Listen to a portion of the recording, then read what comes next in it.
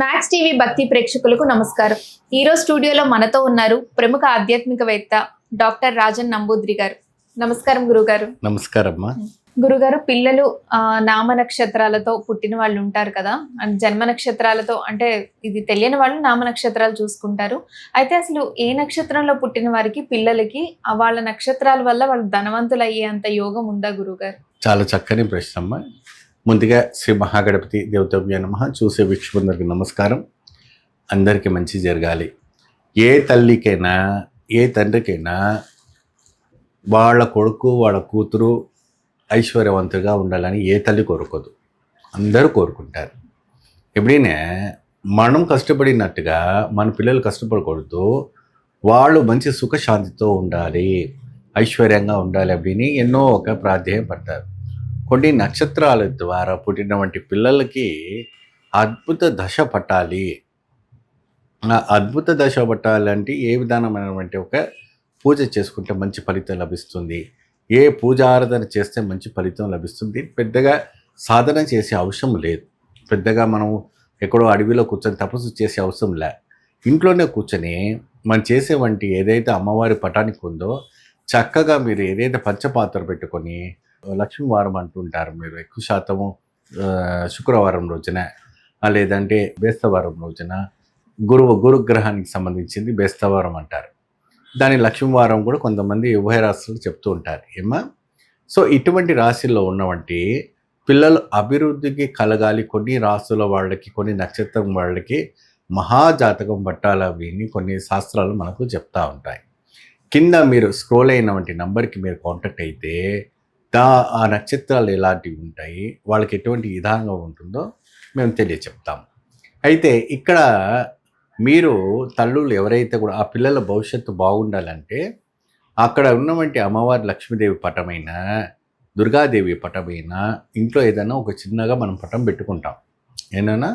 So ఆ పటం పెట్టుకున్నప్పుడు ఆ తల్లికి ఏంటంటే మనం పసుపు కుంకుమ అక్షింతలు వేసి దేవి లలితా పారాయణము, దేవి ఖడ్గమాలను లేదంటే విష్ణు సహస్రనామము మనం చేయటం ఇది ఉంటుంది. దుర్గా సప్తశతి కూడాను మనం చేస్తూ ఉంటాం, అది కూడా చదువుకోవచ్చు. దానివల్ల చదవడం వల్ల కూడాను మంచి అద్భుతమైన వైబ్రేషన్స్ రావటం అనేది జరుగుతూ ఉంటాయి.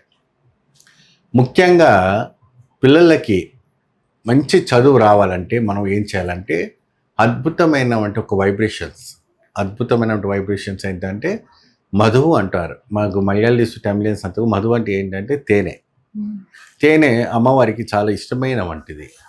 ఆ తేనెని ఏం చేయాలంటే కాస్త అమ్మవారికి నివేదన పెట్టి దాంట్లో బెల్లం వేయాలి. బెల్లం అంటే ఏ బెల్లము?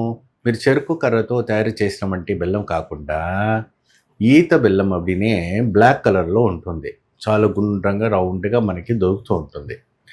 ఆ ఒక బెల్లాన్ని ఆ తేనెలో నానబెట్టేసి అంత మాదిరి పసంగళ్ళకి అంటే పిల్లలకి మీరు ఉదయాన్నే వాళ్ళకి బ్రష్ చేసిన తర్వాత పడకడుపులో స్కూల్ పోయే టైంలో కానీ లేదంటే స్కూల్ నుంచి వచ్చిన టైంలో కానీ వాళ్ళకి ఫ్రీ టైం చూసుకొని వాళ్ళకి ఆ చక్కగా ఆ ఒక తేనెను ఆ బెల్లము తినిపించి చక్కగా పాలు తాగించండి. వాళ్ళకి అతీతమైనటువంటి ఒక శక్తి జ్ఞానం రావటం అనేది జరుగుతూ ఉంటుంది.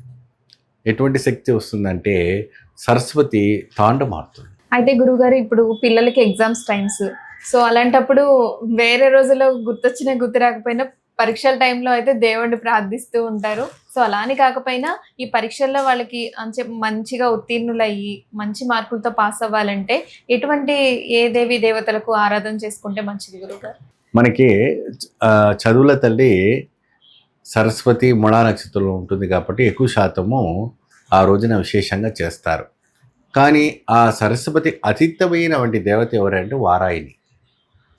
వారాయిని అమ్మవారిని పూజించడం, సేవించడం వల్ల పిల్లలకి జ్ఞానం ప్రసన్నం అవుతుంది.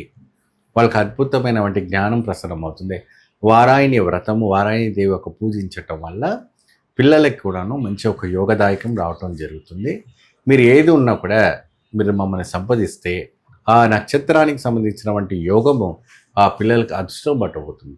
జీవితంలో వాళ్ళకి ఎప్పుడు కూడా డబ్బులకి ఇబ్బంది కలగకుండా, పిల్లలకి జీవితంలో ఎప్పుడు కూడా వాళ్ళ పిల్లలకి డబ్బులు ఇబ్బంది కలగకుండా, ధనాన్ని కానీ ఎటువంటి కూడాను ఏ బాధతో వాళ్ళు బాధపడకుండా ఉండడానికి కోసం కొన్ని మంత్రాలు, కొన్ని సాధనాలు కొన్ని ఉన్నాయి.